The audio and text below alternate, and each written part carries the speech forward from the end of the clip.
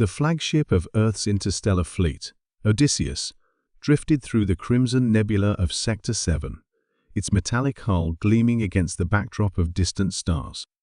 Captain Maya Chen stood on the bridge, her experienced eyes scanning the three-dimensional star chart hovering before her. After 5 years of deep space exploration, humanity had finally pushed beyond the boundaries of known space. "Captain, we're picking up strange energy signatures," Lieutenant Rodriguez announced, his fingers dancing across the holographic interface. "Unlike anything we've encountered before." Chen nodded, her face impassive, despite the flutter of excitement in her chest. "Relay the coordinates to navigation. Let's investigate." The Odysseus and its 2 escort vessels, Pioneer and Horizon, adjusted their trajectory toward the mysterious signal. None of the crew suspected that this routine decision would forever alter humanity's place in the cosmos. 3 hours later, the ships emerged from light speed to confront a sight that left even the most seasoned officers speechless. Before them loomed a massive space station, at least 20 times the size of Earth's largest orbital habitat. Its architecture was nothing short of magnificent spiraling towers of crystalline material that seemed to defy physics, pulsing with inner light that shifted through colors humans had no names for. "My God," whispered Commander Ibarra, the science officer. "It's artificial." Before Captain Chen could respond, the communication system crackled to life. A melodious voice filled the bridge, speaking perfect English, with an accent that seemed to caress each syllable. "Greetings, vessels of Earth. We welcome you to Outpost Zeta 9 of the Galactic Hegemony. Please maintain your current position for boarding and inspection." The bridge crew exchanged nervous glances. First contact protocols had been drilled into them, but theory was far different from reality. "This is Captain Maya Chen of Earth vessel Odysseus. We come in peace and welcome cultural exchange. Acknowledged, primitive vessel. Prepare for boarding." Chen bristled at the term primitive, but maintained her composure. This was not the moment for pride. A sleek shuttle departed from the station, its surface shimmering like liquid metal. It approached with impossible speed, decelerating so abruptly that human engineers would have deemed it structurally impossible. When the alien delegation finally boarded the Odysseus, the crew was prepared for anything except what actually entered the airlock. The first alien to step through was tall and humanoid, with blue-tinged skin and elaborate ceremonial armor that seemed to have been grown rather than manufactured. But what struck the humans wasn't the alien's appearance. It was the ridiculous, oversized helmet adorning its head. The headpiece was at least 3 times larger than seemed necessary, covered in flashing lights and tiny ornamental flags that waved with every movement.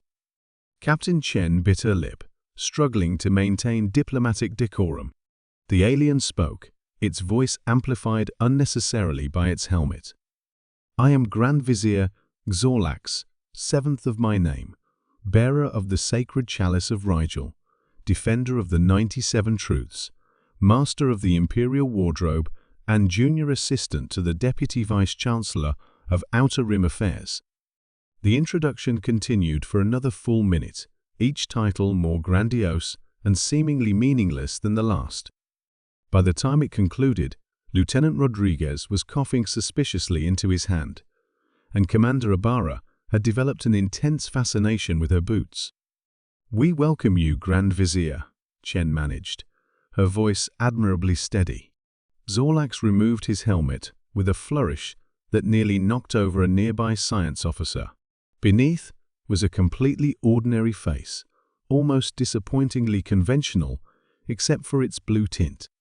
"We have studied your transmissions for decades.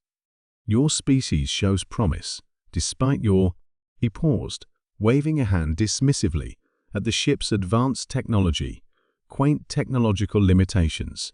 What followed was the most surreal diplomatic encounter in human history. The aliens who called themselves the Luxari proved to be masters of unintentional comedy. Their incredible technological advancement was matched only by their absurd bureaucracy and pompous self-importance. When offered a tour of the Odysseus, Zorlax insisted on conducting a simplicity assessment of each room, speaking into a recording device that emitted small puffs of scented smoke with each word. His entourage followed in precise formation, each wearing increasingly elaborate headgear that seemed designed specifically to get caught in doorways. By the third day of cultural exchange, the human crew had developed a system. Officers who felt themselves about to laugh would quickly excuse themselves to check critical systems. The mess hall had become an unofficial gathering place, where crew members could release their suppressed laughter before returning to diplomatic duties. They've mastered faster than light travel, artificial gravity manipulation, and possibly immortality, Commander Ibarra whispered during one such gathering, but they spend 45 minutes each morning deciding which ceremonial sash to wear. The revelation came during a formal dinner aboard the station. Captain Chen learned that the Galactic hegemony, for all its technological glory, had been in administrative gridlock for over 3 centuries.